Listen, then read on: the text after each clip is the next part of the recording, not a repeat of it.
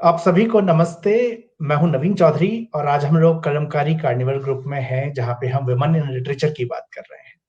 नवरात्रि का समय है और दुर्गा पूजा होती है। दुर्गा शक्ति का स्वरूप है और स्त्री है।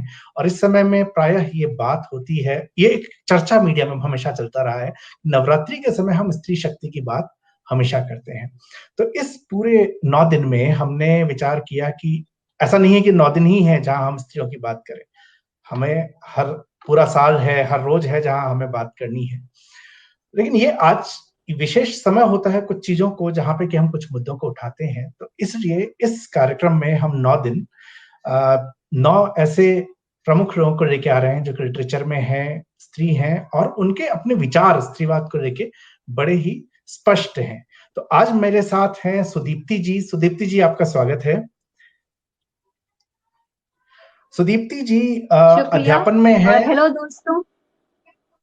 सुदीप्ति जी अध्यापन में हैं। सुदीप्ति जी क्रिटिक हैं, प्रकृति प्रेमी हैं और जो सबसे प्यारी चीज है, सुदीप्ति जी के पास साड़ियों का बड़ा सुंदर कलेक्शन है। ये मैंने फोटोज में काफी देखा है। तो सुदीप्ति जी, आपको एक बार फिर से आपका स्वागत और काफी लोग हमारे साथ जुड़ गए हैं। तो आज जो हम लोग बात करने वाले सुदीप्ति जी, थोड़ा सा ये रहता है कि हम विमेन इन लिटरेचर की बात करते हैं तो नॉर्मली क्या परसेप्शन जाता है कि हम बात करेंगे किसी के लिखे हुए के बारे में। पर आज मैं चाहता हूं कि हम इसको थोड़ा सा चेंज करें। आप लिटरेचर से जुड़ी हैं and from women in literature हम जानना चाहते हैं कि हम आप स्त्रियों को कैसे देखते हैं या स्त्री से संबंधित विषयों को कैसे देखते हैं। तो सबसे पहली चीज जो मैं आपसे जानना चाहता हूँ वो बहुत ही सिंपल सवाल है लेकिन बहुत ही कॉम्प्लिकेटेड है। और वो सवाल है, ये फेमिनिज्म या स्त्रीवाद है क्या? इसको डिफाइन कैसे करते हैं आप? जी, मैं नवीन जी, शुक्रिया आपका। आपने बहुत अच्छे से मेरा परिचय भी दिया और दोस्तों आप सबको नमस्ते। मुझे लगता है मेरे बहुत सारे लाइव देख-देख के आप लोग फिर बोर नहीं हुए हैं और अगर हमें जॉइन कर रहे हैं तो अच्छा लगता है। दोस्तों का साथ और वो रहते हैं तो बहुत ही अच्छा लगता है।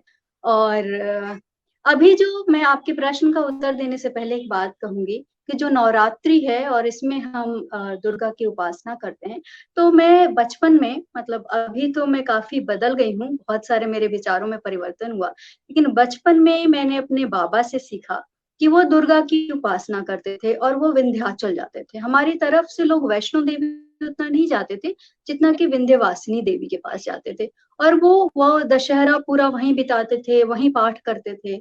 जब वो थोड़े अशक्त हो गए, तो घर पे पाठ करने लगे। तो एक बार उन्होंने बहुत समझाया कि बहुत सारे देवी-देवता होते हैं, हमारे राम हैं, कृष्ण हैं, दुर्गा हैं, शिव हैं, तुम किसे मानोगी अपना इष्ट? तो इष्ट क्या होता है उन्होंने बताया था, बहुत बचपन की बात है।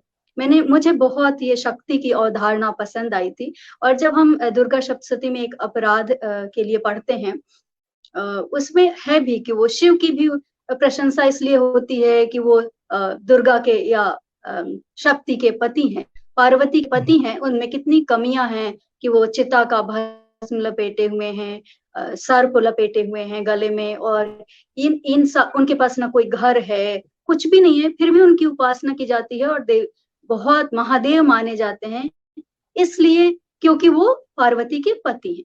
तो ये मुझे ये सारी बचपन में ये सारी चीज़ें बहुत अच्छी लगी। मैंने कहा मेरी इष्ट देव जो हैं वो दुर्गा होंगी और मैं उन्हीं की उपासना करूँगी। अभी भी मुझे जवानी बहुत सारी चीज़ें याद हैं और कभी भी मैं बहुत सालों अकेले रही और जब डर लगता था तो भय भयस्त त्राहि, ये वाला मंत्र ही याद आता था। तो शक्ति की एक संकल्पना जो है दुर्गा की, इसलिए हम इस नवरात्रि में स्त्रियों को देख रहे हैं। लेकिन जब दुर्गा सप्तशती अब मैं एक रीडर के तौर पे पढ़ती हूँ, एक पाठक, एक साहित्यिक अ, विचारक के रूप में पढ़ती हूँ, तो मुझे ऐसा लगता है कि वह पुरुषों के द्वारा, पुरुषों की तरफ से और पुरुषों के लिए की हुई दुर्गा की उपासना है। कहीं भी उसमें बात होती है पत्नी मनोरमाम देहि, पुत्र दो और मैं जो हूँ तुम्हारा पुत्र हूँ और मुझे क्षमा करो। कहीं भी वहाँ एक नॉर्मल सामान्य जेंडर की बात नहीं है। हर जगह वहाँ बात है कि मुझे पुत्र चाहिए और मैं तुम्हारा पुत्र हूँ और मेरी रक्षा करो। तो यह एक पुरुषों के लिए की गई उपासना है। भले ही वो मातृशक्ति है, लेकिन मातृशक्ति की कामना भी किस लिए है? पुरुषों के वर्चस्व के लिए, कि पत्नी मनोरमा देहि मनोवृत्तानुसारिणी। अब इसमें देखिए, इसमें है मनोवृत्त, मन के अनुसार आचरण करने वाली भी, मतलब हम जो कहें वो मानने वाली। तो ये जो मानसिकता है वो कहीं से भी ऐसा नहीं है कि जो शक्ति की हमारी अवधारणा है और मैं जिस शक्ति की उपासिका हूँ उससे मेल खाती नहीं, खाती है उससे मेल। मैं तो देखती हूँ कि वो शुंभ निशुंभ ने जब विवाह का प्रस्ताव दिया और बालों से पकड़ के खींचने का दुर्गा को कहा, तो उसने कहा मुझे जो हराएगा, बल में जो हराएगा, बराबरी में जो हराएगा, जो एक बराबरी की बात करती, मेरे लिए वो है। मेरे लिए वो समाज में पुत्र देने वाली नहीं है। पिछले साल बंगाल में भी, जहाँ पे दुर्गा पूजा बहुत मनाते हैं, वहां पे भी ये बातें बहुत ज्यादा हुई थी कि विज्ञापन में, जैसा कि आपने देखा हर विज्ञापन पे आजकल तो विवाद हो जाता है, तो विज्ञापन में कहा गया कि वो जो अंजलि दी जाती है, पुष्पांजलि दी जाती है, तो उसमें संतान की बात की गई थी, पुत्रान की जगह। संस्कृत शब्द पुत्रान है और जो है उसमें उसकी जगह संतान की बात की गई थी। तो एक बहुत पढ़े लिखे विद्वान व्यक्ति हैं और उन्होंने बहुत लंबा लिखा कि हर चीज में फेमिनिज्म देखने की आदत हो गई है और ये पुराने जमाने में पुत्रान संतान के लिए ही होता था, यहाँ पुत्रान का मतलब पुत्र नहीं है और ये अंजलि पुष्पांजलि बदलने की जरूरत नहीं है। तो मैंने बहुत उदाहरण ढूंढे। मुझे ना माइथोलॉजी, पुराण, इन सब चीजों को पढ़ने में और इन सब चीजों के जो कॉन्टेक्स्ट है आज के संदर्भ में देखने का मुझे एक शौक है। तो मैं जो है नमस्ते, जो लोग भी नमस्ते कर रहे हैं, नमस्कार सबको, तो मैं उसको देख रही थी और मैंने सोचा कि कहाँ पे पुत्र संतान के रूप में आया है, कहीं भी उसका संदर्भ नहीं। पुत्र, अगर पुत्र संतान के रूप में होता तो राजा दशरथ पुत्र कामेष्टि यज्ञ क्यों होते? उनके पास संतान के रूप में शांता तो थी ना, लेकिन उन्होंने पुत्र की आकांक्षा में यज्ञ किया और यज्ञ के बाद दक्षिणा स्वरूप अपनी बेटी को दे दिया, मुनि को। तो ये पुत्र ही है और संतान संतान है और पुत्री ही है। तो ये जो बात है ना, हमें अपने चाहे वह नवरात्रि हो, चाहे वह दुर्गा पूजा हो, चाहे वह शक्ति की अवधारणा हो, मुझे तो लगता है कि निराला से हमें लेना चाहिए करो शक्ति की मौलिक कल्पना। ये जो हमारे आधार ग्रंथ है या कथाएं हैं, इनका आधार लेके हमें इसको बदलने की कोशिश करनी चाहिए अपने समय के हिसाब से। जो पूरा कथाएं अपने समय के हिसाब से नहीं बदलती हैं, उनका कोई महत्व नहीं रहता है। तो जो शक्ति की अवधारणा है, अगर हमें लेकर चलना है ये नवरात्रि में, तो हमें इसको अपने कॉन्टेक्स्ट में, आज की स्त्रियों के संदर्भ में देखना, बदलना, जानना चाहिए। दूसरा, आपने जो पूछा कि फेमिनिज्म क्या है, मैं थोड़ा लंबा हो गया, बस इसको बहुत शॉर्ट में बताऊंगी। मेरे लिए फेमिनिज्म है जहाँ पे all genders having equal rights and opportunities, जहाँ पे सभी, not only women, every gender, male, female और थर्ड जेंडर, जो भी है, सोसाइटी के जितने सेगमेंट्स हैं, उन सारे में जो जेंडर इनइक्वालिटी हो वो नहीं होना चाहिए। उनको इक्वल राइट्स मिलना चाहिए। वो राइट पॉलिटिकल हो, इकोनॉमिक हो, सोशल हो। हम आजकल जब बात करते हैं, विमेन को छोड़ दीजिए, जब हम थर्ड जेंडर की बात करते हैं तो हम उनके लिए सेंसिटिविटी, उनकी एक्सेप्टेंस की बात करते हैं। हम उनके लिए इकोनॉमिक राइट्स की बात कहाँ करते हैं? मतलब कितने एम्पावर्ड हैं, कितने नौकरियों में हम थर्ड जेंडर को देखते हैं, या ऐसे लोग जो अपनी जेंडर आइडेंटिटी से जूझ रहे हैं या बदलना चाहते हैं, हम कितना देख रहे हैं। तो ये जो है फेमिनिज्म एक तरह से मानवता का ही एक रूप है। स्त्रीवाद जो है वह मेरे लिए एक मानवीय स्वरूप लिए हुए है, और स्त्रीवादियों के लिए भी वो एक अलग से द्वीप नहीं बनाना चाहती हैं जहाँ पे सिर्फ स्त्रियां हो और सिर्फ स्त्रियों का समूह हो। किसी साइंस फिक्शन में कोई बात हो तो हो, लेकिन ये दोनों के खिलाफ खड़े हुए दो कौम नहीं है। स्त्री और पुरुष मतलब इस सृष्टि के, इस प्रकृति के, इस सृजन के, और तीसरा भी जेंडर अगर हम उसकी बात करें तो इस प्रकृति के हिस्से हैं, और इन सबको मिलकर रहना है और इक्वल अपॉर्चुनिटी सबको मिले सभी फील्ड में, और कोई किसी जेंडर का होने के चलते सताया नहीं जाए। मेरे लिए तो ये फेमिनिज्म है और मैं इसी फेमिनिज्म को सपोर्ट करती हूँ, और मैं इसी फेमिनिज्म के लिए फेमिनिस्ट हूँ। यही जो मेरा भी परसेप्शन है वो भी यही है कि जो मैं समझ पाया हूं कि हम कहीं भी जेंडर का डिफरेंशिएशन नहीं करते हैं, पुरुष हो, स्त्री हो या थर्ड जेंडर हो। और इसीलिए शायद वो जो एक कमेंट आया था जिसका हाँ। जवाब आपने दिया भी कि इसको ह्यूमैनिटी कहेंगे, फेमिनिज्म क्यों? वैसे मुझे लगता है कि फेमिनिज्म वाला विषय इसलिए आता है, फेमिनिज्म इसलिए कहने की जरूरत पड़ जाती है क्योंकि जो एक सुदीप्ति जी ने बहुत अच्छा उदाहरण दुर्गा शक्ति से ही दिया कि हम पुत्रों की बात करते हैं, संतान की बात नहीं, पुत्र की बात करते हैं, तो जाने अनजाने। और सही बताऊं तो मैंने कभी कभी इस चीज को नोटिस किया कि हमने पुत्र की बात की है जब भी हम किसी धार्मिक ग्रंथ को पढ़ते हैं, लेकिन ये धीरे धीरे हमारे दिमाग में इस तरह बस चुका है कि मैं कई बार रियलाइज भी नहीं करता कि वहां पुत्र ही लिखा हुआ है, उसको संतान ही समझ लिया जाता है। और शायद ये वजह है कि फेमिनिज्म क्यों हम बात कर रहे हैं। तो दीप्ति, एक जब हम बात कर रहे हैं कि सब इक्वल है, किसी जेंडर के खिलाफ नहीं है, तो मैंने एक फेसबुक पे, सोशल मीडिया पे ज्यादा ही मैं जब डिबेट्स हम देखते हैं तो फेमिनिज्म को लेके ही बहुत सारी डिबेट, पुरुष भी उसको अलग अलग तरीके से डिफाइन कर रहे हैं, उनकी डेफिनेशन को एक बार अलग छोड़ते हैं, स्त्रियों की जो डेफिनेशन है उनमें भी बहुत सारे फर्क हैं। मैं एक बार फिर से उदाहरण धार्मिक उसका ही देता हूं। जब हम दुर्गा की बात करते हैं तो दुर्गा जो है वो शक्ति स्वरूपा है, वो एक्शन में है, वो युद्ध लड़ने के लिए तैयार है। वहीं पे पार्वती जो है वो एक हाउसवाइफ की तरह है, और पार्वती की उपासना भी हमारे यहाँ की जाती है कि शिव जैसा वो पति मिले, तो ये भी एक है। तो ये जो कंसेप्ट अगर हम इसको मॉडर्न वे में देखें, एक स्त्री जो कि बाहर है, काम करती है, और एक है जो सिर्फ घर में ही है, तो प्रायः जो चर्चा होती है उसमें हाउसवाइफ जो है उनको हम फेमिनिस्ट मानते नहीं, हम मान लेते हैं कि इनका तो जीवन कुछ नहीं है। फेमिनिस्ट तो वही है जो घर से बाहर निकली और उसने काम किया।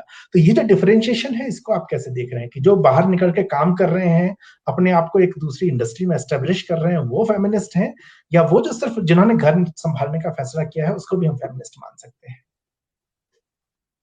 मैं बिल्कुल ये जो आपकी बात है वो समाज में सबकी मान्यताएं जो हैं, या एक तरह से स्टीरियोटिपिकल सोच जो है कि जो हाउसवाइफ है घर में, उससे ज्यादा एम्पावर्ड जो है वो स्त्री है जो जाकर काम करती है, और वो फेमिनिस्ट है या वो फेमिनिज्म का एक प्रतीक है, और जो घर में है वो नहीं हो सकती है। मैं इसके एकदम खिलाफ हूँ। जो घर में है, मुझे लगता है कि जो एज अ हाउसवाइफ काम करती हैं, उनके भी वर्किंग आवर्स बहुत होते हैं और वो उनके ऊपर बहुत कुछ निर्भर होता है, और एंड में तो ये कह दिया जाता है कि तुम करती क्या हो, क्योंकि वो बाहर जाकर पैसे कमाने का काम नहीं करती हैं, तो ये कह दिया जाता है, और ये कहना बहुत आसान होता है। लेकिन वो अपने अधिकारों में या अपने एक्शंस में, मैं कहूँ कि कितना फेमिनिज्म क्या है, बराबरी की बात करना है, तो अपने अधिकार के लिए भी और काम के हिस्से में बंटवारे के लिए भी, कि कैसे काम बंट रहा है, तो वो कितना संतुलन ला रही हैं अपने जीवन में, उसको कितना अप्लाई कर रही हैं। जब भी हम बात करते हैं ना, तो सिर्फ आइडियल क्या होना चाहिए की बात नहीं करते हैं, हम बात करते हैं कि क्या होता है। तो मैं आपको 2 एग्जांपल दूंगी, माइथोलॉजी से भी लेकर और जीवन से भी लेकर, जो मेरे जीवन से जुड़े हुए हैं।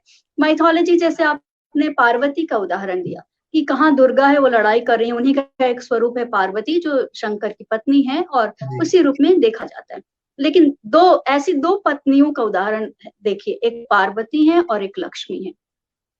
लक्ष्मी की कोई भी मुद्रा, लक्ष्मी कैसे विष्णु ने लक्ष्मी को अपनी पत्नी बनाया, तो सब जानते हैं, या नहीं भी जानते होंगे तो ढूंढिएगा, पढ़िएगा।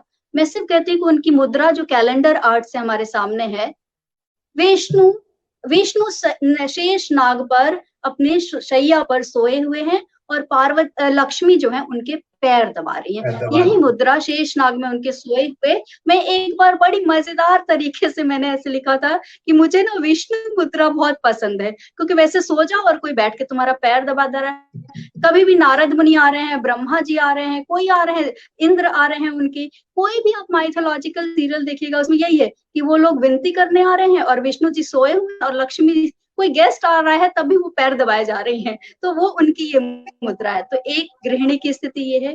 दूसरी, पार्वती के बारे में आपने सुना होगा कि चाहे नाट्य हो, चाहे शतरंज का खेल हो, चाहे ऐसे बहुत सारे उदाहरण हैं जिनकी रचना ही शिव जी ने की। अब थोड़ा यहाँ पे आवाज डिस्टर्ब, पीछे से बैकग्राउंड में अजान की आवाज आएगी, तो आवाज अगर डिस्टर्ब होगी तो होगी। मेरे पीछे मैं कंटिन्यू, मैं कंटिन्यू रखती हूँ अपनी बात।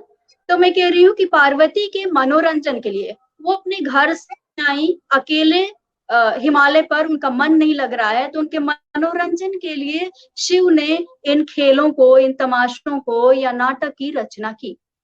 इसलिए नटराज भी कहते हैं नृत्य और नाटक दोनों। तो अब एक देखिए कि एक गृहिणी है, उन्होंने अपनी स्थिति ऐसी बराबरी की रखी है कि वो कह रही कि उनका मन नहीं लग रहा है, तो उनके पति उनका मन लगाने के लिए ये सारी चीजें कर रहे हैं। और आपको वो कहानी पता होगी कि रावण जो है एक बार उपासना कर रहा था और कह रहा था आप मुझे पार्वती को ही दे दो, तो शंकर जी ने कहा जाओ देवी से कहो, वो जाना चाहे तो वो ले जाओ। तो ये जो बराबरी का अधिकार है कि अभी भी जो पति ये कहे कि पत्नी से पूछो उसको क्या मन कर रहा है, ये बराबरी है। तो ये बराबरी वो गृहिणी होते हुए भी उन्होंने हासिल की है। तो मेरी नजर में पार्वती जो है, भले ही अगर आप हाउस वाइफ कहेंगे तो उन्होंने एक बराबरी का दर्जा। और इनफैक्ट हमारी तरफ के सारे गीत, पूरब के तौर के सारे गीत कहते हैं कि उन्हें शिव जैसा पति चाहिए, क्योंकि जो वो अंडरस्टैंडिंग डेवलप हुई है जिसमें हम किसी को किसी पर हावी नहीं होना है। सती जाना चाहती थी और शिव ने मना किया, और उसके बाद भी सती गई और उनके साथ जो भी हुआ तो शिव उनके पीछे गए। ऐसे नहीं कि कह दिया कि तुम अपनी मर्जी से गई, अब मेरा तुम्हारा कोई नाता नहीं। तो जो शिव की पूरी कहानी है उसमें बराबरी की बात बहुत ज्यादा है। अगर हम अपनी ही पुरा कथाओं से सीखना चाहें, माइथोलॉजी से सीखना चाहें, तो ये सब चीजें बहुत हैं। अब आधुनिक जीवन की उदाहरण देती हूँ। मेरी मामी है, मैं उनके साथ बहुत रही हूँ बचपन में, मेरे स्वभाव पर भी उनका बहुत असर है। और पता नहीं वो अभी होंगी या नहीं, लेकिन वो अक्सर मेरे लाइव देखा करती हैं, तो मैं संकोच में कह रही हूँ।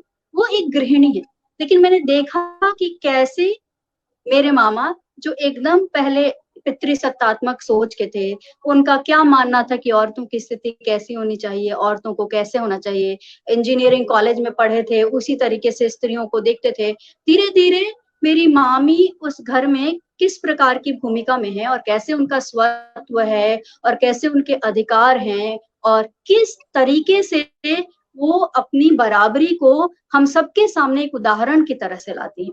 घर में जो काम होता है, ऐसा नहीं कि रसोई का, वो घर में रहती है तो रसोई का काम उनका है, और कोई भी आ जाए बाहर से, मतलब गांव से अक्सर लोग आते हैं, हॉस्पिटल ले जाने, बाजार ले जाने, मंदिर ले जाने, सबका काम मेरी मामी का है। बाहर का काम सब उनका है, तो इसका मतलब ये नहीं कि घर का सारा काम उनको करना होगा।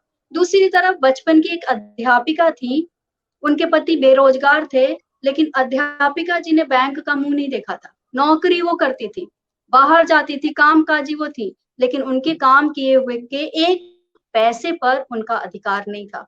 तो ये कहाँ से था कि वो कामकाजी औरत जो है वो फेमिनिज्म का एग्जाम्पल हो गई और घरेलू औरत नहीं हो गई। कि औरतें कितनी सजग हैं अपनी बराबरी को लेकर और अपने इस चीज में यकीन रखते हुए कि उन्हें बराबर का अधिकार। हो सकता है वो फेमिनिज्म वर्ड नहीं कहती हो, वो स्त्रीवादी अपने को कहती नहीं है, लेकिन अपने एक्शन में है, क्योंकि उन्होंने तय किया है कि उन्हें अपने जीवन में ये करना है, उन्हें अपना जो अपना अस्तित्व है उसको बना के रखना है। तो स्त्रीवाद यही कहता है ना कि स्त्रियों की अपनी जो आइडेंटिटी है, उनका अस्तित्व है, उनका जो वर्क है, उसको रिकॉग्निशन मिले। तो वो मिल रहा है, भले ही वो उसको सैद्धांतिक रूप से नहीं कहती है, व्यवहारिक रूप से जानती है।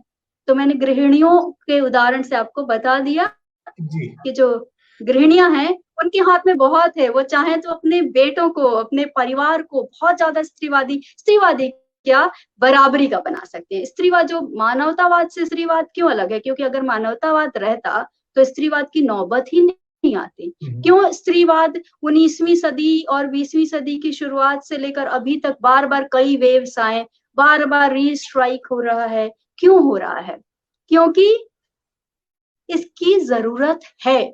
अगर नहीं होती, मानवतावादी ही सब कोई होते, बराबरी का अधिकार होता, अभी भी लोगों का, बहुत सारे लोग का मानना है भाई पुरुष बाहर जाते थे, औरतें घर का काम करती थी, तो वो समय तो ठीक था। अभी क्यों घर का सारा काम औरतों को ही करना है? उस समय तो युद्ध होते थे, अब कौन से युद्ध पे सारे पुरुष जा रहे हैं कि घर की टेरिटरी संभालने के लिए स्त्रियां हैं और युद्ध संभालने के लिए पुरुष हैं। तो युद्ध तो ईश्वर न करे हो युद्ध, लेकिन ये सारा समाज बदल गया है, हमें अपने व्यवहार में बदलाव की जरूरत है। और आप तो खुद उदाहरण है नवीन जी, आप तो इतनी अच्छी चीजें बनाते हैं, आपके स्वभाव में बहुत सारा कुछ दिखता है जो घर के काम में, उसको अलग से डिफाइन करने की जरूरत नहीं है। जो गृहिणी का काम माना जाता है, अगर वो भी पुरुष करे तो वो पुरुष भी स्त्रीवादी है।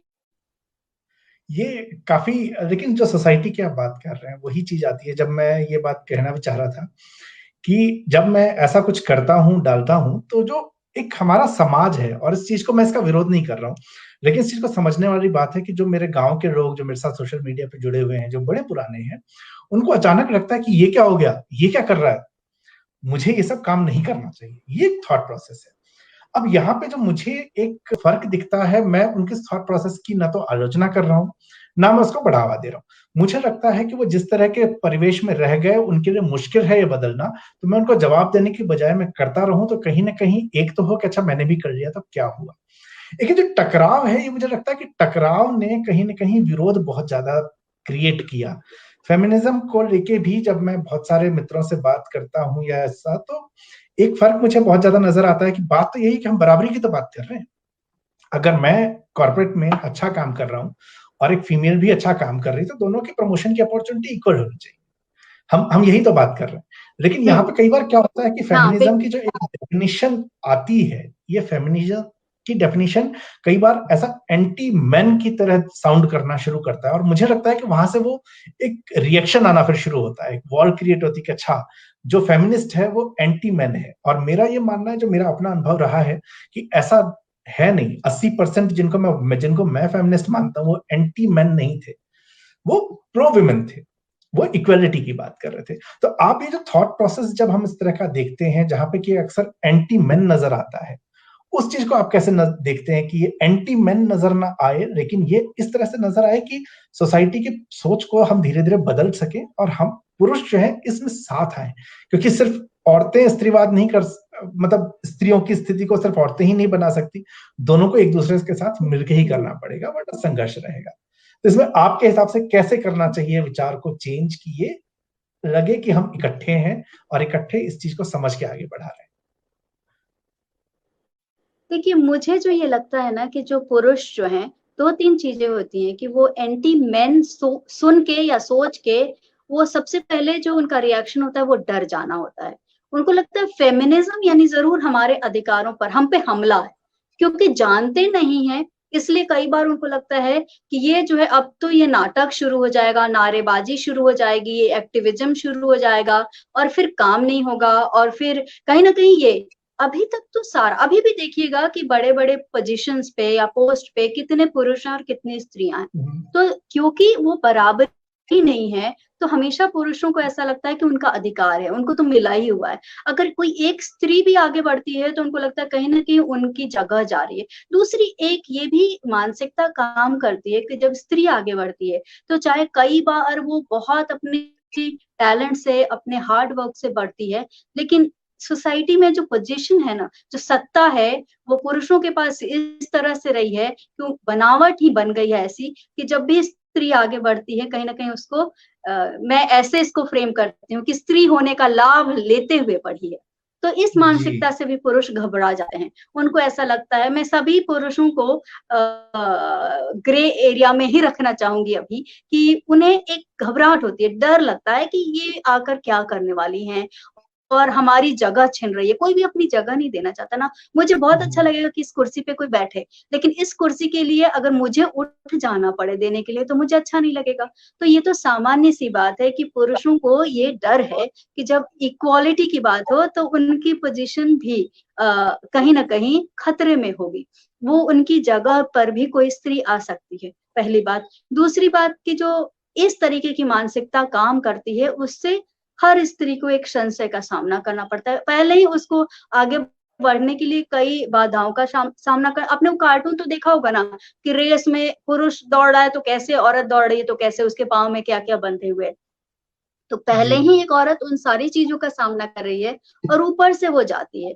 और फिर कई बार ऐसा होता है कि जो फेमिनिज़्म है, जहाँ वो एक रैडिकल नारेबाज़ी के रूप में आ जाता है, वो कई बार अक्षमताओं का एक तरह से ढाल बनाने की कोशिश की जाती है। मतलब स्त्री है और अगर कोई काम नहीं कर पाई और वो फेमिनिज़्म को ढाल बना रही हैं कि क्योंकि वो स्त्री हैं इसलिए उनको टारगेट किया जा रहा है, तो ये भी गलत है। इससे भी बहुत नुकसान होता है।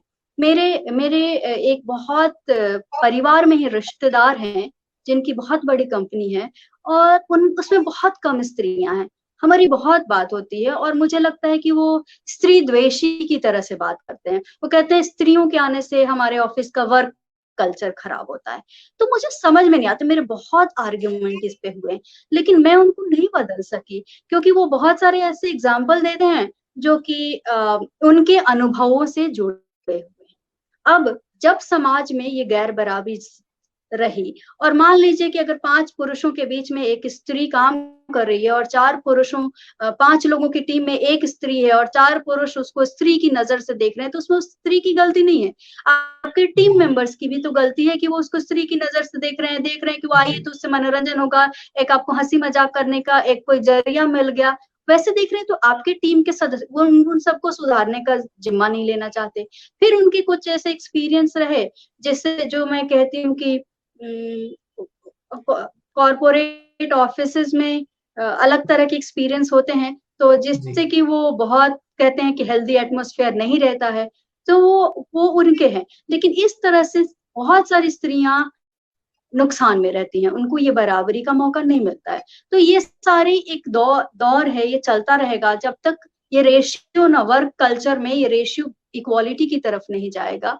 जैसे मैं एजुकेशन में हूँ, तो एजुकेशन में स्त्रियां ज्यादा हैं, पुरुष कम हैं, तो कई बार उनको भी लगता है, पुरुषों को भी लगता है कि उनको कहीं ना कहीं यहाँ पे कम स्पेस मिलता है, स्त्रियां ही स्त्रियां होती हैं। और हमारे जैसे लोग हैं जिनको शिकायत होती है कि वो कई बार देह चुरा के भागना कहते हैं ना, कि 5 लोगों में एक है तो अल्पसंख्यक है तो ठीक है, ये लोग कर ही लेते हैं और धीरे से खिसक जाएं। ऐसा जो मेरा प्रीवियस वर्क प्लेस था, वहां का तो मेरा एक्सपीरियंस है कि स्पोर्ट्स एंड म्यूजिक डिपार्टमेंट में बहुत सारे पुरुष अध्यापक थे, लेकिन जहाँ पे ड्यूटीज की बात होती थी ना, वो बहुत ज्यादा अपने को अलग थलग कर लेते थे, तो वो इक्वल पार्टिसिपेशन ही नहीं होता था। अगर वही रेशियो में सोचूं कि उतनी 90% पुरुष और 10% स्त्रियां हो, तो शायद वो वहां पे ऑकवर्ड फील करें और थोड़ा सा पीछे जाएं, तो उसको भी लोग मान लेंगे कि उतना नहीं देते हैं। क्योंकि मेरा वहां पे साबका सिर्फ 2 ही ऐसे पुरुषों से हुआ जो एकदम बहुत डेडिकेटेड होकर पूरे अगर रात को, मतलब मैं कहूंगी अगर फंक्शन है और रात को मैं 10 से 11 बजे तक हूँ, तो कोई दूसरा मेल स्टाफ ऐसा कोई हो जो हो वहां पर, वैसे बहुत कम मौके आते रहे। तो ये मेरा आपका जैसे अनुभव है, वैसे मेरा ये वर्क प्लेस का अनुभव है। तो कई बार ये सारा रेशियो बराबर नहीं होने से कई बार नुकसान होता है। हर फील्ड में अगर इक्वल हो तो ऐसा नहीं हो। ऐसा नहीं कि मेडिकल का फील्ड है, वहां भी एक डॉक्टर को, फीमेल डॉक्टर को चीफ बनने में या किसी का पूरा इंचार्ज बनने में कितना स्ट्रगल करना पड़ा होगा, हेड बनने में, या कि कोई थियरी उसके नाम से हो, कोई साइंटिस्ट जो है अभी नोबेल प्राइज भी मिले थे, तो बहुत सारी बात हुई कि कितनी स्त्रियों को मिला। तो ये देखिए ना कि उनको अपॉर्चुनिटीज ही कितनी आगे बढ़ने की मिली। अब नहीं मिली है अपॉर्चुनिटीज, अब मिल रही है, अब बराबरी पे आ रही है, अब उनको रिकॉग्निशन मिल रहा है। तो जब उनको मिल रहा है तो कि कोई तो पुरुष है जिसकी जगह जा रही है ना, तो पुरुषों में एक बहुत इनसिक्योरिटी होती है, इससे उनको लगता है कि ये एंटी विमेन जैसा कुछ भाव कहीं ना कहीं मुझे ऐसा महसूस होता है। जी, आवाज आ रही? बीच में मुझे लगा डिस्कनेक्ट हुआ था कुछ। नहीं, बिल्कुल आ रही है। जी जी। अब अभी बात कर रहे थे कल्चर की और बराबरी की, तो यहाँ पे मैं एक दो बड़े इंटरेस्टिंग इंसिडेंट शेयर करना चाहता हूँ। और यहाँ पे एक कमेंट भी आया हुआ है कि हम लोगों को ही दोस्त कई बार नारीवादी कहकर हल्का सा मुस्कुरा देते हैं, स्त्रीवाद को लेकर पता नहीं क्यों इतनी नकारात्मकता फैली हुई है। तो यहाँ पे मुझे जवाब जो इस कमेंट का है वो आपके जवाब से ही मिला कि कई बार वो जो सिक्योरिटी वाला इनसिक्योरिटी, हमें लगता नहीं, हम पुरुष कभी नहीं मानते कि हम इनसिक्योर हैं, कोई औरत आके हमें नहीं हिला सकती, ऐसा हमारा सोचना है। पर हकीकत ये है कि कहीं ना कहीं वो इनसिक्योरिटी शायद है अंदर, और वो इनसिक्योरिटी को हम स्वीकार नहीं करते कि हाँ वो भी मेरे बराबर काबिल है, और हम ये मान लेते हैं कि तो स्त्री होने का लाभ उठा रही है। शायद ये एक वजह होगी। कई ऐसी वजह भी हो जाती हैं कि कई बार किसी ने गलत लाभ भी उठाया इस चीज का, तो ये भी कई बार कारण होता है और हमें एक बहाना चाहिए। तो हम क्या करते हैं, उस एक इंसिडेंट का बहाना बना देते हैं कि अरे यार मेहलाओं को लेके आएंगे तो कल्चर खराब होगा। मेरा जो ऑफिस है, मेरे ऑफिस में मैं पब्लिशिंग हाउस में हूँ, यहाँ पे मैक्सिमम जो फीमेल स्टाफ है, लेकिन ये फीमेल स्टाफ एडिटोरियल में है। मेरी मार्केटिंग टीम में भी जो मेरी टीम है, जब मैं पहले इंडिया देखता था तो 10 लोग थे, तो हम 8 लड़कियां थी यहाँ पे और हम 2 लड़के थे। अभी मैं ग्लोबल टीम देख रहा हूँ, मेरी टीम में अभी 14 लोग हैं, जिसमें फिर से हम 2 ही लड़के हैं, बाकी 12 लड़कियां हैं। तो मुझे कभी भी ये दिक्कत महसूस नहीं हुई तो कि किसी ने स्त्री होने के कारण लाभ उठाया हो कि नहीं हम ये काम नहीं किया तो उसका फायदा, शायद इसलिए मेरे पास ऐसा अनुभव नहीं है। लेकिन एक सोसाइटी के तौर पे हम सब ने कहीं न कहीं एक थॉट प्रोसेस ये बना लिया है कि कौन-सा काम स्त्री करेगी, कौन-सा नहीं। मेरे डिपार्टमेंट में सेल्स के अंदर लड़कियां नहीं हैं। मेरा सेल्स हेड ने कभी किसी लड़की का इंटरव्यू ही नहीं किया, वो इंटरव्यू में सीवी ही छांट देते थे, इंटरव्यू के लिए बुलाना दूर की बात है। क्योंकि एक उनका ये परसेप्शन था, अरे कहाँ डिस्ट्रीब्यूटर्स के पास जाएगी, धूप में जाना पड़ेगा, क्या करेगी? मार्केटिंग में ठीक है, आप ऑफिस में बैठ के क्रिएटिव बनाते हैं। मेरे एक बॉस ने मैं कंपनी में था इससे पहले, उस कंपनी में सेल्स की प्रोफाइल थी जहाँ स्कूल में जाना होता था। और एक बहुत ही अच्छी टैलेंटेड लड़की आई कंपटीशन की कंपनी से, अजमेर में उसका घर था, अजमेर में ही हम उसको पोस्टिंग देना चाहते थे। हम दोनों एग्री कर गए कि इसको हायर करना चाहिए। शाम होते-होते उससे थोड़ा-सा कम कैलिबर का, लड़की ज़्यादा कैलिबर की थी, ये स्पेशली बताता हूँ, लड़की ज़्यादा कैलिबर की थी, उससे कम कैलिबर के एक लड़के को उन्होंने रख लिया सिर्फ ये सोच के कि लड़की है, ये कैसे कर पाएगी। अब ये जो एक थॉट प्रोसेस है कि लड़की है, कैसे कर पाएगी, ये पुरुषों में तो है ही। लेकिन आपको लगता है कि स्त्रियों के अंदर भी कहीं न कहीं ये वाला थॉट प्रोसेस बहुत स्ट्रॉन्ग है कि जब बेटी, बहू या पत्नी कोई करियर चुनना चाहती है, तो हम उनको कहते हैं कि ये जरा सेफ करियर है, तुम जरा इस साइड चले जाओ। उन करियर से हम उनको बचाने की कोशिश करते हैं जहाँ पे कि भागा-दौड़ी ज़्यादा है, लोगों से मिलना ज़्यादा है। इस तरह की चीज़ें बहुत ज़्यादा नज़र आती हैं। इंश्योरेंस कभी किसी कमेंट आया कि इंश्योरेंस में भी लड़कियों को लेना प्रेफ़र नहीं करते सेल्स में। तो आपको लगता है कि सिर्फ़ पुरुषों का ही नहीं, ये महिलाओं के अंदर भी ये थॉट प्रोसेस है कि वो अपने परिवार की स्त्रियों को नहीं जाने देना चाहते इस एरिया में? बिल्कुल ये बहुत ज़्यादा है, क्योंकि अगर वो हमेशा इस तरीके से सोचते हैं कि आपकी जब शादी होगी या आप जब फैमिली के प्रोसेस में जाओगे या सेटल होगे, तो आपकी जॉब ऐसी होनी चाहिए जो पति की सुविधा अनुसार हो। आप उसके साथ मैं बहुत साल तक अकेले थी और ये सिर्फ़ स्त्रियों की बहुत सारी मानसिकताओं पर अगर हम बात करें, तो मैं आपको अभी कुछ और एग्ज़ाम्पल बताना चाहूँगी।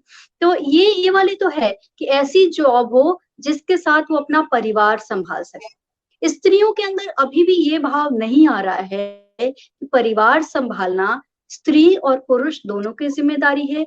अगर सास या माँ चाहती है कि उनकी बेटी या बहू जो है ऐसे जॉब में हो जो अपने परिवार को ज़्यादा टाइम दे, तो उन्हें अपने घर के पुरुष सदस्यों को भी ऐसा बनाना चाहिए कि उसे हुँ, करने आए। मैंने ऐसे अपने परिवार के सदस्यों को भी देखा है, जो काफ़ी बदले हैं, जिनका स्वभाव मैं तो कहती हूँ कि हमारी तो रोज़ की लड़ाई होती है क्योंकि वो स्वभाव में नहीं है चीज़ें और वो हर एक दिन हम सिर्फ़ लिख कर नहीं करना चाहते, हम अपने जीवन में भी बदल के करना चाहते हैं। और ऐसे भी देखा है जो जो मेरा मेरा कोई चचेरा भाई है, वो बहुत अच्छा खाना बनाता था या बहुत ज़्यादा रोज़ ही खाना बनाता था ऑफ़िस से आने के बाद, लेकिन शादी के बाद वो पत्नी ही बनाएगी, अगर पत्नी बनाते हुए देखे तो उसके मन में आ जाएगा कि पति बना रहा है और ये या तो मैंने देखा कि मेरे खुद के घर के बड़ी औरतों के मन में है कि पत्नी के सामने वो क्यों बनाएगा और पत्नी है तब भी वही बनाए। हुँ, मतलब ये वाली क्या मानसिकता है? वो पत्नी के मन में मानसिकता ये नहीं आ रही है जितनी और भाई के मन में नहीं आ रही है जितनी कि औरतों के मन में आ रही है, चाचियों के मन में आ रही है, माँओं के मन में आ रही है। तो ये कहीं न कहीं जो है स्त्रियों स्त्रियों का स्वभाव ही ऐसा होता है कि वो नौकरी पेशा भी ऐसा बनाना चाहती हैं अपनी संतान को कि जिसमें फैमिली के लिए सही रहे। अब बहुत बड़ी-बड़ी प्रोफ़ेसर हैं, डॉक्टर्स हैं, वो यही कहती हैं कि ये करेगी ना तो थोड़ा ईज़ी रहेगा, इसमें इसकी लाइफ़ थोड़ी आसान रहेगी। क्योंकि उनको पता है कि घर या तो उनको हकीकत भी पता है कि घर का अब दोनों हुँ, कॉर्पोरेट वर्ल्ड में काम करें और सुबह के गए हुए रात को आएँ, तो रात को आके खाना कौन बनाएगा? या मेड को देखने के लिए कि मेड क्या बना रही है, उसके लिए कौन रहेगा कि इंस्ट्रक्शन दो। इंस्ट्रक्शन देना भी एक काम है और वो काम भी कौन करता है तो स्त्री करती है कि तुम आज भिंडी बनाओ, तो तुम आज चिकन बनाओ। तो ये कौन करता है? तो एक स्त्री करती है, ये पुरुष कम ही करते हैं।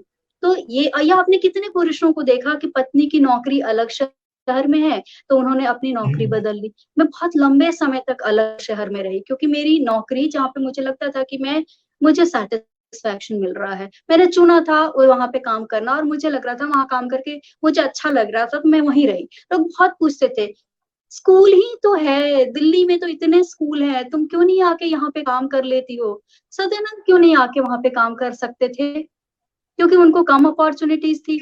मैं नहीं आना चाहती थी क्योंकि दिल्ली की अपॉर्चुनिटीज जो थी उसकी तुलना में मुझे वो बेहतर लगता था। और अभी भी जब मुझे लगा कि दिल्ली में मैं इक्वली सेटिस्फाइड जॉब का, ऐसा जॉब जो इक्वली सेटिस्फाइंग हो वो कर सकती हूँ, तब मैं आई। तो क्योंकि सारा कुछ एक शादी के बाद का जो जीवन है वो कैसा होगा उसके अनुसार होता है ना, इसीलिए स्त्रियां अपनी बेटियों को, बहुओं को उन फील्ड में जाना, भेजना चाहती। अब नवीन जी, मैं एक हाँ, दूसरी बात जो आपने पूछी नहीं, मैं वो कहना चाहती हूँ। जो जी। हमारे समाज की जो मानसिकता है ना, वो इतनी फिक्स्ड है कामों को लेकर। जैसे घर में तो रसोई का काम ज्यादातर औरतें करती हैं, लेकिन आप देखिए अगर आपके यहाँ शादी ब्याह हो तो आप किसको देंगे कि खाना बनाने का काम ठेका? वो कोई कैटरर जो है वो पुरुष होता है। कोई शेफ बड़े-बड़े होटलों में देखिए ज्यादातर पुरुष होते हैं। जब पुरुष जो हैं वह बड़ा जो बड़ी पार्टी है, बड़ा दावत है वो सँभालेंगे। ऐसा बड़ा खाना सँभालेंगे। बहुत सारे परिवारों में ऐसा चलन भी है कि अरे मटन तो यही बनाते हैं। क्यों? क्योंकि वो एक स्पेशल खाना है और वो बनाते हैं। लेकिन दाल, भिंडी, रोटी वो नहीं बनाएँगे क्योंकि वो एक एक्सपेंसिव और अच्छा खाना है और उसमें है कि ये तो बिगड़ ना जाए तो वो बनाएँगे। हमारे भी घरों में घर से बाहर बना करता था और चाचा जी लोग बनाया करते थे। बाद में जब बेटियाँ हो गई तो वो बनाने लग गई बाहर जाकर। लेकिन ये जो है कि कुक तो बड़े-बड़े, आप शादी में किसी औरत को मैं कहूँ कि मैं अपने घर की शादी की खाने की व्यवस्था कर दूँगी। मैं ये सब नहीं देखूँगी ब्यूटीशियन से तैयार करवाना और घर में जो गान-बजान है और घर में जो कपड़े रखे जा रहे हैं, तो मेरे घर के लोग उस पे बहुत पॉजिटिव होते हैं। लेकिन उनको ट्रस्ट नहीं होता है कि ये इतने बारात का 500 लोग का खाने की व्यवस्था करवा लेगी। जबकि सबको मालूम है कि खाने को लेकर मेरी क्या दिलचस्पी है। तो ये तो मैं परिवार के अंदर की बात बता रही हूँ। मेरे घर या किसी के घर या सोसाइटी में मैं नहीं देखती हूँ कि केटरर औरतों को बुलाते हैं। वो आदमियों को ही बुलाते हैं क्योंकि उनको ट्रस्ट वैसा ही है। सुबह ही किसी ने सत्यानंद को फ़ोन किया था, तो वो कह रहे थे काफ़ी काफ़ी पढ़े-लिखे साहित्यकार हैं और वो कह रहे थे कि जो कमल बानी है ना, सुदीप्ति जी का सृजन और आपका जो प्रचार है, भाई क्यों सुदीप्ति जी का सृजन है? सृजन का काम सुदीप्ति जी का ही है और प्रचार में बुद्धि लगेगी तो सत्यानंद जी की है। मैं तो नहीं करती हूँ, वहाँ पे जो भी सृजन है वो सत्यानंद जी करते हैं। ये घर की जो भी साज-सज्जा आप देख रहे हैं वो सत्यानंद जी करते हैं क्योंकि मुझे रसोई में दिलचस्पी है, मैं वो करती हूँ, ये साज-सज्जा में मेरी दिलचस्पी नहीं है। लेकिन लोगों की तुरंत पहला कमेंट आता है कि आपने घर सुंदर सजाया है। मैंने नहीं सजाया है, लेकिन एक स्त्री है तो घर सुंदर सजाएगी ये मानसिकता है। पुरुष नहीं सजाएगा या पुरुष उसमें कंट्रीब्यूट नहीं करेगा, ये भी मानसिकता है, स्टीरियोटाइप मानसिकता है और ये होते रहता है इसलिए ये बनी हुई है। तो ये जो है किसी ने यहाँ पे कुछ कमेंट लिखा है परिवार जी, में जी। कुछ करने हाँ, के लिए वो अच्छा ये था, खुशकिस्मत लेकिन अब ये बदल रहा है, खुशकिस्मत है। अलग हो रहा है तो अच्छा है। ये खाने की आप कह रहे थे, किसी ने कमेंट भी वही किया था कि पुरुषों का तो खाना वो चिकन बना लेना है और भुर्जी बना लेना है, वही खाना है। तो भाई मैं शाकाहारी बनाता हूँ, मुझे नॉन-वेज बनाना आता नहीं है। हाँ, लेकिन ये और बड़ा और पता है आपको आपको पता नहीं नोटिफिकेशन आते होंगे या नहीं आते होंगे, लेकिन मैं ना कभी-कभी कॉन्वर्सेशन करती हूँ, कभी अपनी स्टूडेंट्स से, कभी जी। दोस्तों से या कभी किसी अलग-अलग किस्म के लोगों से। तो वो मेरा अपना आइडिया था और ऐसे ही शुरू हुआ, इंस्टाग्राम पे 2 लोगों की लाइव शुरू हुई, तो मैंने और नेहा ने बातचीत ऐसे ही की और वो बातचीत बहुत अच्छी लगी और बहुत सारे लोग उसकी पॉजिटिव, मतलब कोई गुड़ बात नहीं थी, लेकिन लोग लॉकडाउन की शुरुआत के दिन थे, अप्रैल की बात थी, तो सब कह रहे थे ना कि हमें बहुत पॉजिटिव एनर्जी मिल रही है। तो फिर हम अलग-अलग ऐसे लोगों से बातचीत करते हैं, अपने ही वॉल पे करते हैं। अब हमारे एक मित्र हैं, मेरे और सत्यानंद दोनों के ही मित्र हैं, एक दिन फ़ोन किए थे, तो ऐसे बोल रहे थे, तो सत्यानंद जी को मैं फ़ोन उस समय इसलिए नहीं किया क्योंकि वो आपकी लाइव में व्यस्त होंगे ना। अरे क्यों वो मेरे लाइव में व्यस्त होंगे? वो तो मैं अपना लाइव खुद नहीं कर सकती और मेरे लाइव में उनकी क्या मदद की, वो तो एक तरह से सत्यानंद को खीज होती है कि मैं टाइम वेस्ट करती हूँ और इसकी जगह कुछ और पढ़ने-लिखने का काम करती हूँ। मुझे अच्छा लगता है तो मैं करती हूँ। लेकिन उनके दिमाग में, जबकि वो काफ़ी अच्छे से हम दोनों को जानते हैं, दोस्त हैं, तभी कि वो व्यस्त होंगे इस लाइफ में, तो ये मुझे बहुत ही अजीब बात लगी थी। तो मैंने कहा कि ये कहूँ कि ये मानसिकता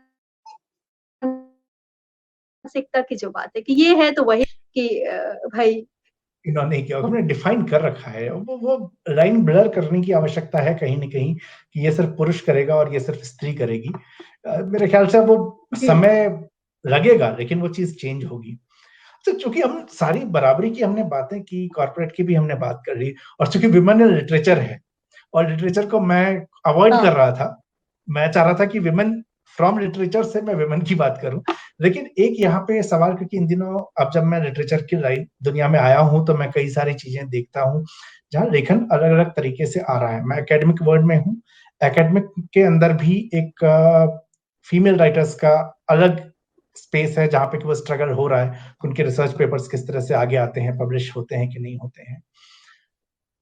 कथा के अंदर, साहित्य के अंदर भी इन दिनों में हिंदी में तो मैं देख रहा हूँ कि काफ़ी महिलाएँ सक्रिय हैं, काफ़ी पुराने भी हैं और नई लेखिकाएँ भी बहुत आई हैं।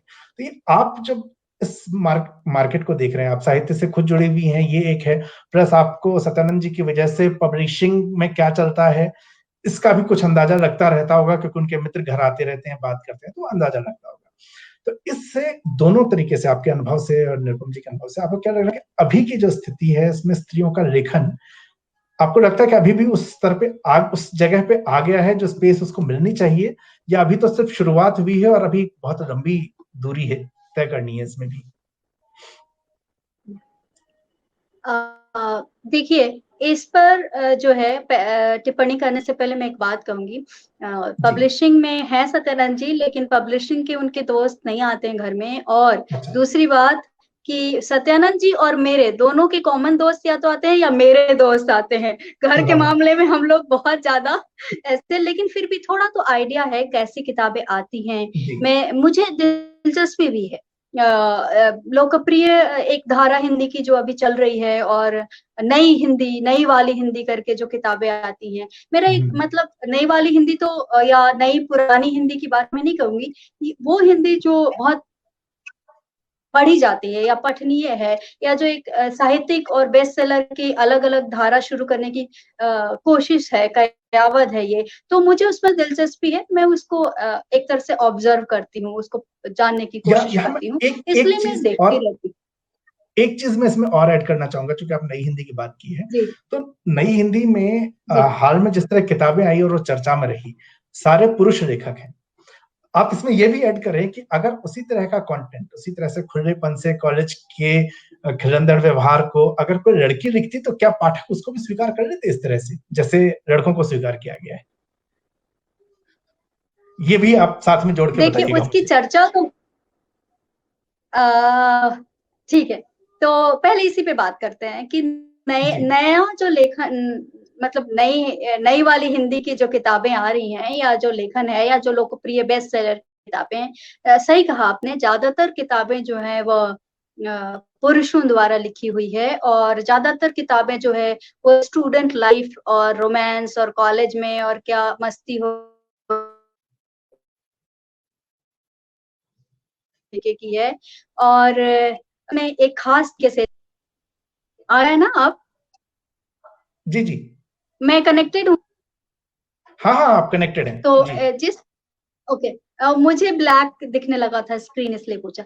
तो हाँ, जिस शायद तरीके थोड़ा-सा से नेटवर्क वो अच्छा, जिस तरीके से अब मुझे मालूम नहीं कि एक खास पब्लिकेशन की ही किताबें वो इस कैटेगरी में है या अलग है। मैं नई वाली हिंदी इसलिए नहीं कहती, मैं कहती हूँ कि आज की जो पॉपुलर धारा है जो लोकप्रिय रचनाएँ हैं, जो काफ़ी लोग पढ़ते हैं और सहज सुगम है। जैसे एक समय में जब हम छोटे थे तो जैसे शिवानी की किताबें पढ़ी जाती थी और उस तरह के जो किताबें हैं जो खूब अधिक संख्या में लोग पढ़ते हैं। अब हुँ, हुँ। जैसे दीवार में एक खिड़की रहती है, उस संख्या में पता नहीं लोग एक साथ पढ़ें या नहीं, लेकिन वर्षों में 50 सालों में शायद उस संख्या को किसी ने बहुत अच्छा विश्लेषण किया था कि उतने सालों में देखिए तो काफ़्का को भी पढ़ने वाले रीडर उतने ही हो गए। बेस्ट सेलर जो है वो टाइम बाउंड होते हैं। 1-2 साल रहे, 3 साल रहे, उसके बाद उनका टाइम खत्म हो जाता है और उसके बाद वो किताब एक जैसे रद्दी की अखबार में बिक जाती है, उसी तरह से किताब उस तरीके की हो जाती है, किसी और का विश्लेषण था।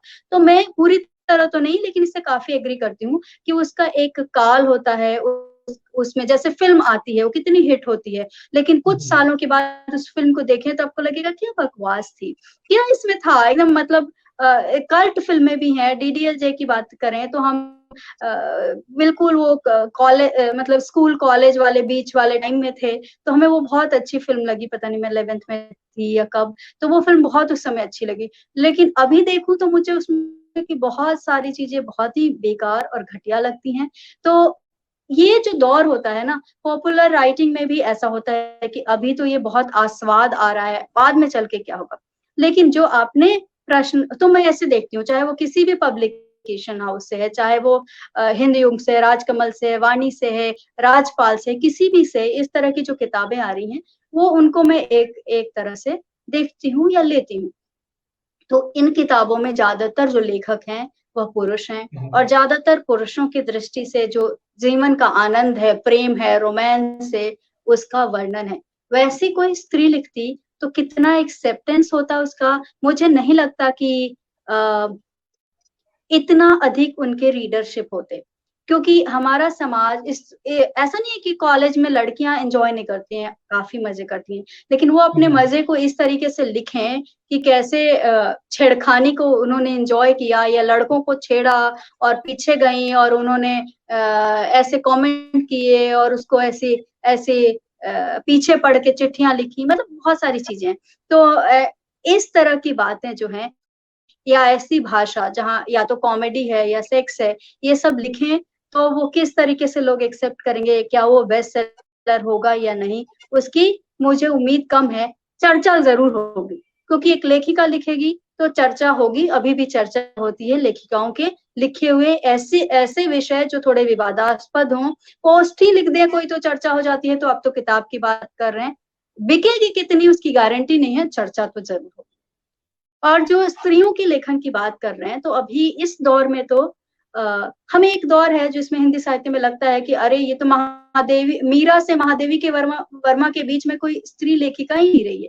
लेकिन बहुत सारी लेखिकाएँ रही हैं। जब रिसर्च हो रहा है तो हम देखते हैं 20वीं सदी की लेखिकाएँ ऐसे किताब आती है तब हम देखते हैं कितनी लेखिका है, उनको वो रिकॉग्निशन नहीं मिला, उनको वह स्थान नहीं मिला, वह जगह नहीं मिली। हम ले देकर सुभद्रा कुमारी चौहान और महादेवी वर्मा को जानते हैं। तो हुँ, अब जो है क्योंकि हमें एक बहुत रिकॉग्निशन मिल रहा है, छपने-छपाने के अवसर बहुत प्राप्त हो रहे हैं, तो हमें एक साथ उभर कर बहुत सारी स्त्रियाँ लिखने में दिख रही हैं। चाहे वो कविताएँ हों, चाहे वो कहानियाँ हों, वो बहुत सारी स्त्रियाँ इस समय लेखन में सक्रिय हैं और अपनी-अपनी तरफ से अपनी-अपनी जगह बनाने के लिए जद्दोजहद कर रही हैं। उसमें भी 3-4 उम्र के हिसाब से देखें या लेखन में जब आई हैं उस समय के हिसाब से देखें, तो 3-4 पीढ़ी अभी एक साथ सक्रिय है और सब जो हैं मैं जैसे कहती हूँ जैसे अरब स्प्रिंग की बात हुई थी, तो हिंदी में अभी महिला लेखन का एक हुँ, बसंत छाया हुआ है।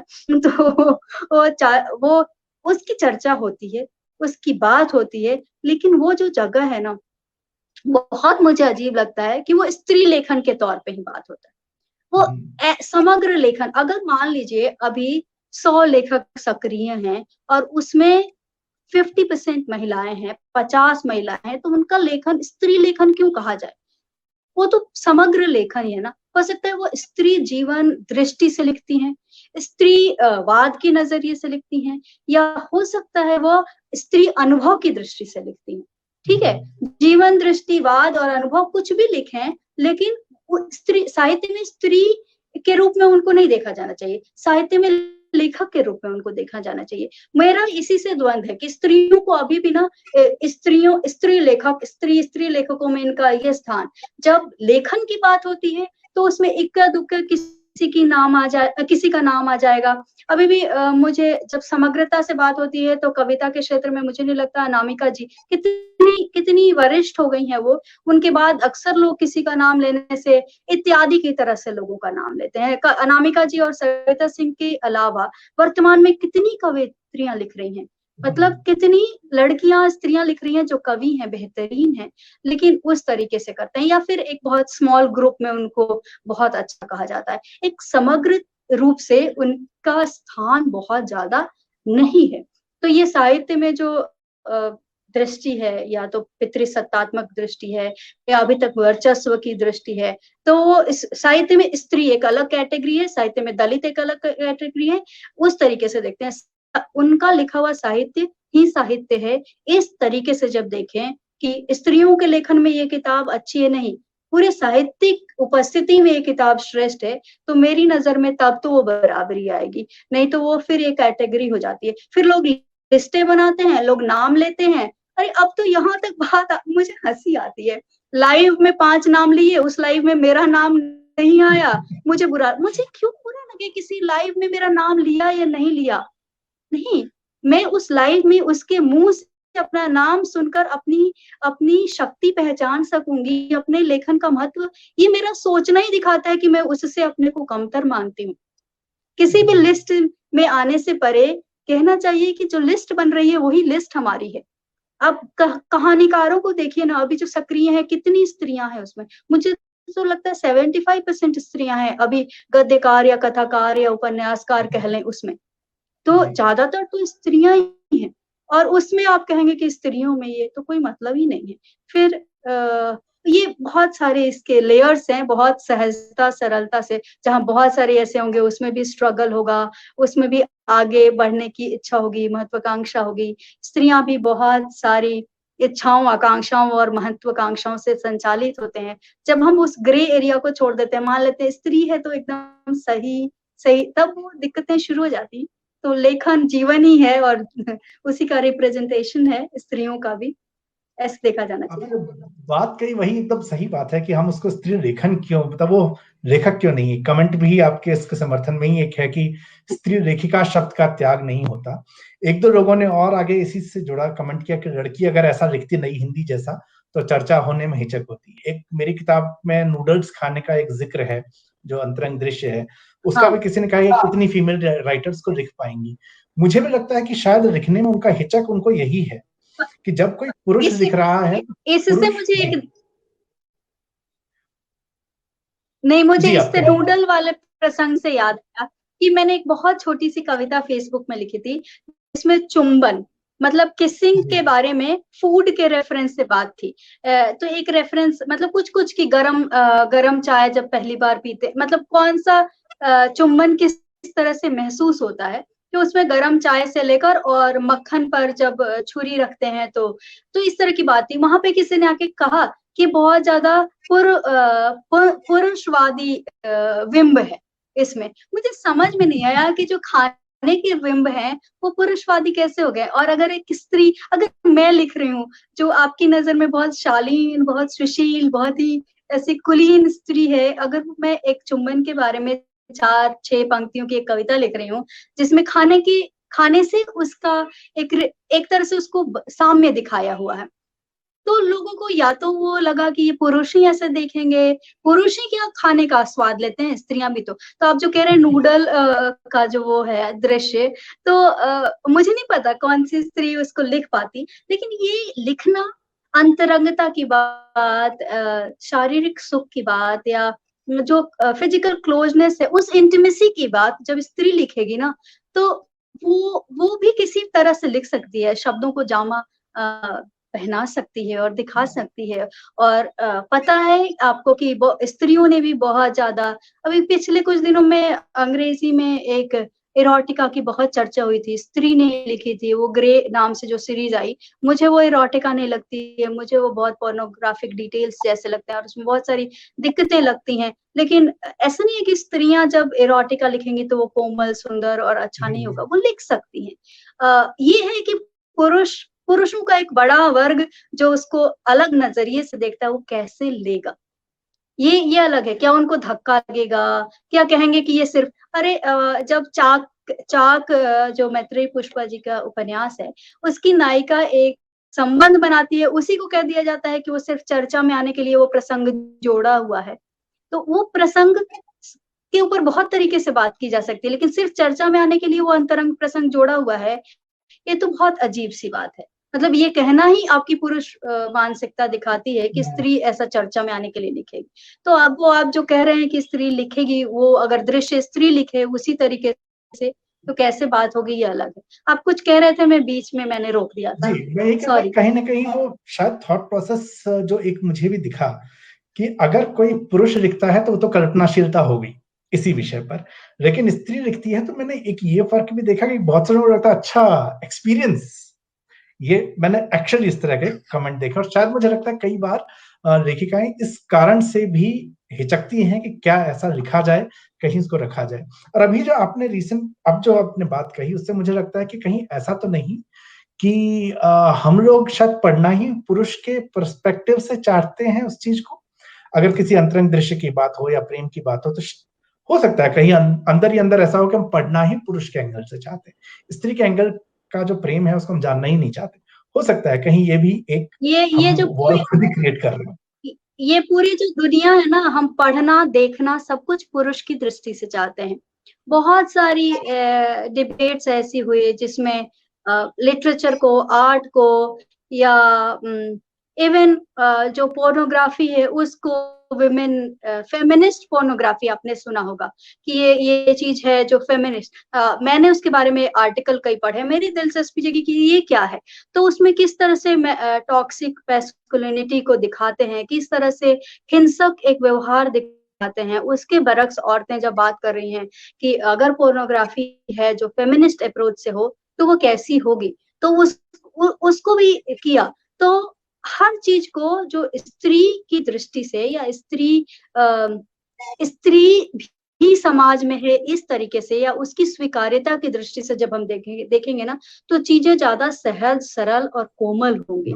तो जो लेखन है वो भी मुझे लगता है काफी, उसमें देखना नहीं चाहते हैं, देखने से धक्का लगेगा, देखना बुरा लगता है, हमें देखना पड़ेगा, इस तरीके से आना चाहिए, क्योंकि उनकी जी। बराबर की उपस्थिति तो अभी तक है ही नहीं, होगी तो वैसी ही होगी, वो ज्यादा बेहतर और सुंदर होगी, मुझे ऐसा लगता है। मैं इससे पूरी तरह से सहमत हूँ और हम काफ़ी देर बात कर चुके हैं, लेकिन एक सवाल मेरे पास था जो मुझे पहले पूछना था और किसी ने कमेंट में पूछा, तो उसको मैं आखिरी सवाल बना रहा हूँ और आखिरी सवाल ये आपसे पूछता हूँ। इस बीच में अगर कमेंट्स में कोई सवाल आएँगे तो हम फिर उसको ले लेंगे। वापस हम कॉर्पोरेट की तरफ चलते हैं। कॉर्पोरेट के अंदर महिलाएँ आई हैं, लेकिन जब हम बात कर रहे थे कि ऊपर जब वो जाने की बात आती है, तो ऊपर के पद पे वो नहीं दिखती। अगर मैं अपने यहाँ ही मेरे अपने अनुभव जहाँ रहे, तो हम जितने एचओडी रहे 80-90% हम पुरुष रहे, भले ही हमारी टीम 80-80% महिलाओं की रही हो। तो ये एक फ़र्क रहा। एक कारण तो हमें पता है कि हाँ, कई ऐसे लोग जो नहीं चाहते कि महिला को वहाँ बिठाया जाए, हम उन लोगों को डिस्काउंट कर देते हैं कि उनको छोड़ देते हैं। उसके अलावा क्या कोई और भी कारण आपको दिखता है कि वो महिलाओं की तरफ से पारिवारिक ज़िम्मेदारी या कुछ भी और ऐसा कारण है कि वो ऊपर उठने में कई बार उनको दिक्कत दिखती है, उनको लगता है कि जहाँ हैं हम वहीं रहते हैं, इससे आगे नहीं जाते। और ये मुझे इसलिए भी ध्यान आता है कि मेरी ही टीम में एक लड़की थी, उम्र में मुझसे बड़ी थी, डेजिग्नेशन वाइज़ काफ़ी नीचे थी। तो उसका ये मानना था कि मैंने तो यहाँ काम सिर्फ़ अपने बच्चों को पालने के लिए किया है, इसलिए उसने करियर को आगे बढ़ाया ही नहीं। उसने कोशिश ही नहीं की कि वो सारी मेहनत करे और 20 साल में जिस लेवल पे पहुँच सकती थी, वहाँ पहुँचे। तो वो एग्ज़ीक्यूटिव असिस्टेंट मैनेजर के लेवल पे ही खुश रही काफ़ी समय तक। तो ये थॉट प्रोसेस मैं नहीं जानता कि सिर्फ़ उस एक का है या ये थॉट प्रोसेस बहुत सारी महिलाओं का है। तो इसमें मैं आपका पॉइंट ऑफ व्यू जानना चाहता हूँ और उससे पहले सिर्फ़ एक कमेंट आया कि लेडी बॉस से कोई ऑर्डर नहीं लेना चाहता, तो मैं बस ये बताऊँ मैंने 5 फीमेल बॉसेस के अंडर में काम किया है और किस्मत से 4 के साथ मेरा अनुभव बहुत ही अच्छा रहा और करियर में मेरे को प्रोग्रेशन ही मिला है वहाँ से। जी। तो देखिए, कॉर्पोरेट का मेरा अनुभव उतना ही है जितना कि मेरे परिवार के लोग जो कॉर्पोरेट वर्ल्ड में काम करते हैं वो अपनी चीजें जी। बताते हैं। तो मुझे जो ये लगता है कि ये बहुत रोल प्ले करता है, कि जिसमें होता है ना कि करियरिस्ट नहीं होना है, क्योंकि फैमिली इग्नोर हो जाएगी और फैमिली को इग्नोर नहीं कर सकते। मेरी एक कलीग हैं जो बहुत अच्छी टीचर हैं, मैथ्स पढ़ाती हैं, लेकिन वो मूलतः इंजीनियर हैं। लेकिन उन्होंने अपने दोनों बच्चों के बाद स्कूल टीचिंग चुन लिया, क्योंकि उनको लगा कि वो अपने बच्चों के हर तरीके से देखभाल कर पाएँगी और वो ये अच्छे से पढ़ पाएँगे। तो मुझे बहुत हैरानी हुई, शायद मैं वो नहीं करती। तो ये बहुत व्यक्तिगत होता है, ये फैसले बहुत व्यक्तिगत होते हैं, लेकिन समाज इन फैसलों को बनाने की परिस्थिति बनाता है। हम कैसे बड़े हुए हैं, हम इन चॉइसेस तक कैसे, जब स्त्रियाँ कहती हैं माय चॉइस या लड़की कहती है, तो उन चॉइसेस तक वो कैसे पहुँची है? ठीक है।